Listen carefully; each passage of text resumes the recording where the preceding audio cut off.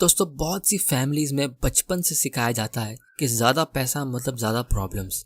आपके पास जितना कम हो उतना बेहतर है, या फिर स्टॉक मार्केट में पैसा डालना बहुत रिस्की काम है। या आपको तब तक काम करना होगा जब तक आप 65 साल के बूढ़े बनकर रिटायर ना हो जाओ और आपकी पेंशन चालू हो जाए। या शायद तब तक जब तक आपका बेटा बड़ा ना हो जाए और वो जिम्मेदारी ले ले पैसे कमाने की। तभी आपको आराम मिलेगा और तभी आप रिटायर हो पाओगे। इनफैक्ट बहुत सी फैमिलीज में पैसे या स्टॉक मार्केट को लेकर कभी बात ही नहीं होती है। हम सिर्फ देखते हैं कि कैसे हमारे डैडी या उनके डैडी ने बूढ़े होने तक काम किया और घर को चलाया, कैसे वो बीमार होकर भी काम पर जाते थे। बारिश के मौसम में तेज बारिश होती थी फिर भी उससे लड़कर काम पर जाते थे, क्योंकि घर चलाने के लिए हमें पैसे की जरूरत होती है। फाइनेंशियल फ्रीडम का कॉन्सेप्ट सालों से है, लेकिन बहुत ही रेयर, यानी मेरे हिसाब से 1% से भी कम लोग इसके बारे में सोचते हैं और उसके 1% लोग इसको हासिल करते हैं। लेकिन सच ये है कि अगर इंसान अपनी लाइफ में फाइनेंशियल फ्रीडम हासिल करना चाहता है तो चाहे वो महीने का 10,000 कमाए या 10 लाख, वो हासिल कर सकता है। ये book money master the game में ऑथर टोनी रॉबिन्स ने एक पूरा प्लान लेआउट किया है जिसे आप फॉलो कर सकते हो फाइनेंशियल फ्रीडम हासिल करने के लिए, अगर आप उसे सच में डिजायर करते हो तो। इस बुक को लिखने के लिए उन्होंने दुनिया के सबसे नॉलेजेबल और एक्सपर्ट्स जैसे Warren Buffett, Charles Schwab, Carl Icahn, Ray Dalio के इंटरव्यूज लिए और उनकी एडवाइस ली। ये लोग जो सेल्फ मेड बिलियनर्स है, जिनसे शायद हम अपनी पूरी लाइफ में कभी मिल भी ना पाएंगे, इनकी इम्पोर्टेंट एडवाइस इस बुक में स्टेप बाय स्टेप लिखी है, जिसकी समरी मैं आज आपके सामने लाया हूँ। उससे पहले मैं चाहता हूँ कि आप इस चैनल को सब्सक्राइब करिए ताकि फाइनेंस, इन्वेस्टिंग और स्टॉक मार्केट रिलेटेड वीडियोस आप सबसे पहले देख सको और आप भी फाइनेंशियल फ्रीडम अचीव कर सको। तो चलिए शुरू करते हैं। ये किताब ऑलमोस्ट 700 पन्नों की है, जिसको ऑथर ने 7 सेक्शंस में डिवाइड किया है। सबसे पहला सेक्शन बात करता है जंगल के बारे में। जिस तरह आप एक अनजान घने जंगल में एंटर करते हो, अब आपको पता नहीं कौन सा जानवर कहाँ से कब आ जाए। उसी तरह जब आप ज़्यादा पैसे कमाने लगते हो तो आपको पता नहीं चलता कौन आपकी मदद के नाम पे आपको लूटने आया है। रियल लाइफ की प्रॉब्लम जंगल से ज़्यादा बड़ी है। वो इसलिए क्योंकि जंगल में तो आपको साफ साफ पता होता है कि आपका दुश्मन कौन है।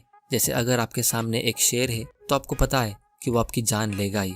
वो शेर आपको झूठी कहानियां नहीं सुनाएगा। लेकिन रियल लाइफ में बहुत सारे लोग जैसे fake coaches, stock market broker, bankers, financial advisors, जो ज़्यादातर अपना खुद का फ़ायदा देखते हैं, और ऐसे लोग उन लोगों की लाइफ में आते हैं जो थोड़ा ज़्यादा पैसा कमाने लगते हैं, और इसीलिए लोग न जानते हुए भी इनके शिकार बनते हैं। इनफैक्ट हम अपने खुद के दुश्मन हैं जब हम बिना लॉजिक के कुछ डिसीजंस लेते हैं, लालच में या आलस में आके। तो इसीलिए अगर आपको अमीर बनना है और सबसे इम्पोर्टेंट अमीर रहना है तो आपको सबसे पहले खुद पे भरोसा करना होगा, और वो आप तभी कर पाओगे जब आप इतने एक्सपीरियंस या नॉलेजेबल होंगे। ये था इस बुक का step 1, welcome to the jungle. Section 2, know the rules before you get in. यहाँ ऑथर हमें सिंपल एडवाइस दे रहे हैं। हमें एक कंज्यूमर से शिफ्ट होके ओनर बनना होगा। इसका मतलब सिंपल है, आपको एप्पल फ़ोन नहीं खरीदना, आपको एप्पल कंपनी को ही खरीदना है। अगर आप पैसे के बारे में इतना नहीं सीख रहे, जैसे इन्वेस्टिंग और फाइनेंस के बारे में, तो आप बहुत बड़ी गलती कर रहे हो, क्योंकि आपकी लाइफ का आधे से ज़्यादा टाइम पैसा कमाने में और बाकी का टाइम उसे खर्चा करने में या बचाने में निकल जाता है। इसीलिए आपको इन्वेस्टमेंट के बारे में बेसिक चीज़ें तो पता होना एटलीस्ट ज़रूरी है।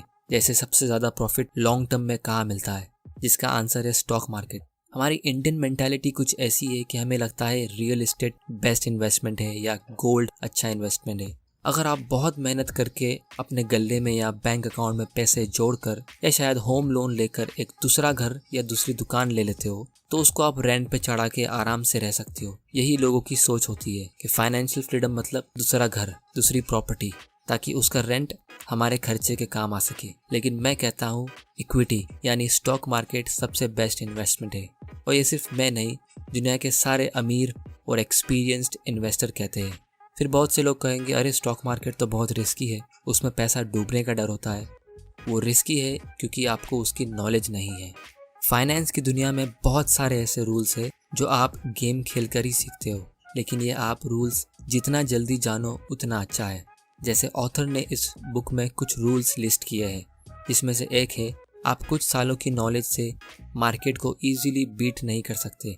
यानी स्टॉक मार्केट इंडेक्स फंड जैसे सेंसेक्स और निफ्टी से ज़्यादा रिटर्न्स कंसिस्टेंटली नहीं ला सकता। इनफैक्ट सिर्फ 4% actively manage fund index fund से अच्छा रिटर्न देते हैं कि 100 म्यूचुअल फंड्स में से सिर्फ 4 म्यूचुअल फंड इंडेक्स फंड से अच्छा रिटर्न देंगे लॉन्ग टर्म में। इंडिया में और हर जगह म्यूचुअल फंड ज़्यादा फेमस है, वो इसलिए क्योंकि इसकी एडवर्टाइजिंग होती है, इंडेक्स फंड की नहीं होती, और इसीलिए इसके बारे में बहुत कम लोग इसको जानते हैं। ये था section 2, know the rules before you get इन, वरना जितना लेट उतना loss. Section 3, what's the price of your dreams. अगर आप 10 लोगों को पूछो कि उन्हें कितने पैसे चाहिए एकदम आराम की ज़िंदगी जीने के लिए, तो 10 में से 9 लोग कहेंगे 10 करोड़ या 100 करोड़। ये एक रैंडम नंबर है जो उनके दिमाग में आता है, क्योंकि हर आदमी विश करता है ज़्यादा की, और प्रॉब्लम वहीं से शुरू होती है। अगर आपको सच में फाइनेंशियल फ्रीडम अचीव करना है तो आपको एक एग्जैक्ट अमाउंट कैलकुलेट करना होगा। मान लो आपकी फैमिली में 4 लोग हैं और आपका टोटल मंथली खर्चा होता है 30,000 रुपये पर मंथ, मतलब साल के 3.6 लाख। तो आपको सिर्फ 60 लाख रुपए चाहिए फाइनेंशियल फ्रीडम हासिल करने के लिए। वो कैसे, मैं बताता हूँ। 60 लाख रुपया अगर आप कोई भी बैंक में फिक्स डिपॉजिट में डालते हो तो आपको मिनिमम 6% इंटरेस्ट तो मिलेगा ही, जो होता है हर साल का 3.6 लाख। यानी आप एक बार 60 लाख रुपया जमा करके बैंक में डाल दो, फिर बैंक आपको हर साल 3.6 लाख देगी, और फिर आपको काम करने की ज़रूरत नहीं। और अगर आप नोटिस करोगे तो ये 60 लाख रुपया 10 करोड़ या 100 करोड़ से भी बहुत कम है, जिसके लोग अक्सर सपने देखते हैं। लेकिन इसमें एक छोटी सी प्रॉब्लम है। इंडिया एक हाई ग्रोथ कंट्री है और यहाँ की महंगाई भी बहुत ज़्यादा है, तो आने वाले कुछ सालों में 3.6 लाख कम पड़ेंगे, क्योंकि चीज़ों के दाम महंगे होते हैं। इसीलिए मैं पर्सनली डेट और डेट फंड्स का फ़ैन नहीं हूँ। लेकिन अगर आप कोई इक्विटी फंड में पैसा डालोगे जो इन्फ्लेशन से बेटर रिटर्न देता है, तो आपका एक्चुअल इन्वेस्टमेंट कम होगा और उसका रिटर्न्स ज़्यादा होगा। या अगर आप खुद कुछ अच्छी कंपनीज के स्टॉक ले लो, जैसे मान लो आपने ऐसी कोई कंपनी का स्टॉक ले लिया जो अच्छा डिविडेंड पे करती है, जैसे ITC, कैस्ट्रॉल इंडिया या बजाज ऑटो या कोई और, तो आपको हर साल उस कंपनी से डिविडेंड्स भी मिलेगा, जिससे आपका एक्सपेंस कवर होगा, और साथ ही साथ इसका स्टॉक प्राइस भी बढ़ता रहता है। इसको ऑथर कहते हैं लाइफ टाइम इनकम प्लान। लेकिन स्टॉक्स में डायरेक्टली इन्वेस्ट करना रिस्की है, क्योंकि आपको उस कंपनी को रिसर्च करना होता है, उसके बिजनेस की इतनी नॉलेज होनी चाहिए। यहाँ मैं स्टॉक रिकमेंडेशन नहीं दे रहा, लेकिन ये बता रहा हूँ कि हम अपनी लाइफ में आराम से ज़रूरी इन्फॉर्मेशन हासिल कर सकते हैं और अपना ड्रीम फाइनेंशियल फ्रीडम को अचीव कर सकते हैं। लेकिन ये सब तब ही होगा जब हमें एग्जैक्टली पता होगा हमें कितना अमाउंट चाहिए और हमारे पास उतनी नॉलेज होनी चाहिए। वरना अगर आप सपने देख रहे हो करोड़पति बनने के, तो वो शायद सपना ही रह जाएगा। इस बुक में ऑथर ने एब्सोल्यूट फाइनेंशियल फ्रीडम को अल्टीमेट गोल बताया है। जैसे आप एक बड़े पहाड़ का सबसे ऊंचा हिस्सा समझ लो। वहाँ पे पहुँचने के लिए आप अपने गोल को 5 छोटे गोल्स में डिवाइड कर दो। सबसे पहला, फाइनेंशियल सिक्योरिटी। अगर आप कुछ साल मेहनत करके सिर्फ इतना सेव कर लो जिसका इनकम आपका हर महीने का अनाज, लाइट बिल और वाटर बिल पे कर सके, जो अक्सर लोगों के पूरे खर्चे का आधा खर्चा होता है, तो आप अपने लिए एक फाइनेंशियल सिक्योरिटी क्रिएट कर लोगे। इसकी वजह से आपको जॉब से निकल जाने का डर इतना नहीं होगा। आप इजीली अपना पुराना जॉब छोड़ सकते हो जिसे आप पसंद नहीं करते, क्योंकि लोग अक्सर जॉब नहीं छोड़ पाते क्योंकि उनको डर होता है कि दूसरा अच्छा जॉब मिलेगा या नहीं और कितने टाइम में मिलेगा, फिर बिल्स कैसे भरेंगे। लेकिन अपने लिए अगर आप एक फाइनेंशियल सिक्योरिटी क्रिएट करते हो तो वो प्रॉब्लम इतनी नहीं होगी। फिर दूसरा गोल है फाइनेंशियल वाइटैलिटी, और फिर तीसरा है फाइनेंशियल इंडिपेंडेंस, जिसके अक्सर कुछ लोग सपने देखते हैं। फाइनेंशियल इंडिपेंडेंस एक ऐसा गोल है जिसमें आपका महीने का खर्चा कवर होता है और आपको काम करने की बिल्कुल जरूरत नहीं। जब आप ये स्टेज पे पहुंचते हो तो आप कोई ऐसा प्रोफेशन या काम चुन सकते हो जिससे आपको खुशी मिलती हो और आपके पास ज्यादा फ्री टाइम होगा, क्योंकि आपका पैसा आपके लिए काम कर रहा है। फ्री टाइम मतलब ज्यादा अपॉर्चुनिटी, कुछ नया शुरू करने की, कुछ बड़ा सोचने की। फिर आप goal number 4 financial freedom aim कर सकते हो, और फाइनली एब्सोल्यूट फाइनेंशियल फ्रीडम, जिसको ऑथर इस बुक में अल्टीमेट गोल कहते हैं। ये स्टेज में आपका पैसिव इनकम इतना होगा जो आपके हर महीने का खर्चा प्लस आपकी वैकेशन और लग्जरी लाइफ को भी सपोर्ट कर पाएगा। अब ये सब सुनने में बहुत आसान लगता है, लेकिन रियलिटी में मुश्किल है और इसको कई साल लग जाते हैं। लेकिन सच ये है कि अगर आप सेविंग्स और इन्वेस्टमेंट की आदत डालो और उसकी ज़रूरी नॉलेज हासिल कर लो, और फिर ये प्रोसेस को ऑटोमेट कर दो, जैसे SIP के थ्रू, यानी सेविंग्स और इन्वेस्टमेंट अपने आप होते रहे आपकी सैलरी आते ही। तो ये शुरू में मुश्किल जरूर लगेगा, लेकिन बाद में आसान, और जब आप इस पहाड़ में थोड़ा ऊपर चढ़ जाओगे तो बाकी का सफर अपने आप हो जाएगा, क्योंकि स्टार्ट में ही सबसे ज्यादा मुश्किल होती है, जिसमें लोग हमेशा गिव अप करते हैं। ये था section 3, what's the price of your dream, make the game look winnable. Section 4, अपनी लाइफ का सबसे ज़रूरी इन्वेस्टमेंट डिसीजन लो, और वो है एसेट एलोकेशन। इसका मतलब ये कि आप कितना पैसा कहाँ रखते हो वो मैटर करता है। देखिए दोस्तों, पैसा सबके पास होता है, एटलीस्ट थोड़ा बहुत, लेकिन हम उसे कहाँ रखते हैं वो मैटर करता है। कुछ लोग पैसे कमाकर अपने घर में रखते हैं, कुछ लोग बैंक अकाउंट में, या कुछ लोग फिक्स डिपॉजिट में, और दूसरी तरफ कुछ लोग कुछ स्टॉक्स खरीद लेते हैं या म्यूचुअल फंड में डाल देते हैं।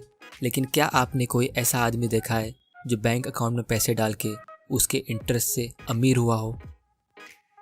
आप अपनी लाइफ में जितना जल्दी स्टॉक्स और इक्विटी फंड्स में इन्वेस्ट करोगे उतना अच्छा है, ताकि आपकी हिम्मत उतनी जल्दी खुलेगी, वरना एज 30 या 40 क्रॉस करने के बाद आप इतना ज़्यादा रिस्क लोगे नहीं। Section 5, create a life time income plan. यहाँ पे ऑथर ने एक बड़ा सेक्शन फेमस इन्वेस्टर और बिलियनर रे डालियो की हेल्प से लिखा है।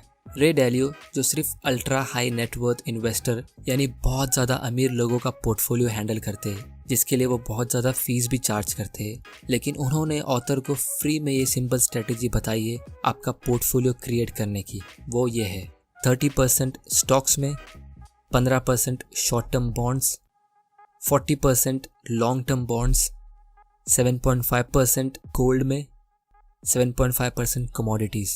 और मेरे हिसाब से ये पोर्टफोलियो बहुत बढ़िया तरीके से डाइवर्सिफाइड है, मतलब मार्केट चाहे ऊपर हो या नीचे आपको कंसिस्टेंटली इनकम मिलता रहेगा, क्योंकि इसमें ऑलमोस्ट जितने भी इन्वेस्टमेंट क्लासेस है वो सब इंक्लूडेड है, सिर्फ रियल एस्टेट छोड़ के। Section 6, invest like 0.001% do. इसका मतलब आप ऐसे इन्वेस्ट करो जैसे दुनिया के सबसे अमीर 0.001% लोग करते हैं। इस सेक्शन में ऑथर ने हमें बहुत सारे अमीर लोगों के इंटरव्यू के नोट्स दिए हैं, जिसमें से कुछ इम्पोर्टेंट लेसन्स ये है कि मिडिल क्लास और गरीब लोग अपना सारा पैसा रिस्क करते हैं सिर्फ 4 से 8% प्रॉफिट कमाने के लिए, और दूसरी तरफ अमीर इन्वेस्टर्स यूजुअली कम रिस्क लेके ज़्यादा प्रॉफिट्स कमाते हैं, जैसे $1 पे $5 यानी 400% रिटर्न। ये तब होता है जब आपको इन्वेस्टमेंट की उतनी नॉलेज होती है, जब आपका माइंडसेट इन्वेस्टिंग का हो। जैसे मिडिल क्लास लोग अक्सर बुरे टाइम में, जैसे कि अभी रिसेंटली जो कोरोना वायरस की वजह से मार्केट क्रैश हुआ था, वो टाइम पे लोग अनाज खरीदते हैं लाइन में लग के। अमीर लोग वो टाइम पे स्टॉक्स खरीदते हैं, वो भी एकदम सस्ते प्राइस पे, जो उनको बहुत ज़्यादा रिटर्न्स देता है। Section 7, do it, enjoy it and share it. ये सेक्शन भी बहुत बढ़िया है, क्योंकि टोनी रॉबिन्स एक मोटिवेशनल स्पीकर है और उन्होंने बहुत सारी फेमस बुक्स भी लिखी है। पैसा आपको एक्सपीरियंस में खर्चा करने का मौका देता है, जैसे आप वैकेशंस पे जा सकते हो। अपने लिए फ्री टाइम खरीदने का मौका देता है, जैसे आपके लिए पैसा काम करता है। फिर ये फ्री टाइम आप अपने चाहने वालों के साथ स्पेंड करो, या वही पैसा आप अपनी सोसाइटी में ज़रूरतमंद लोगों को दो, ये आपका चॉइस है। लेकिन जब आप सोसाइटी में कंट्रीब्यूट करते हो ज़रूरतमंद लोगों को देके, तो आपको उससे ज़्यादा खुशी मिलेगी। तो दोस्तों, ये थी summary money master the game by Tony Robbins. अगर आपको वीडियो पसंद आया तो इस चैनल को सब्सक्राइब करिए, इस वीडियो को ज़्यादा से ज़्यादा शेयर करिए अपने फ्रेंड्स और फैमिली मेम्बर के साथ। और मैं आपसे ये जानना चाहता हूँ कि आपके घर का महीने का खर्चा कितना है। कमेंट में इसका आंसर दे, ताकि आप भी जल्द से जल्द फाइनेंशियल फ्रीडम हासिल कर सको। वीडियो देखने के लिए थैंक यू और गुड बाय।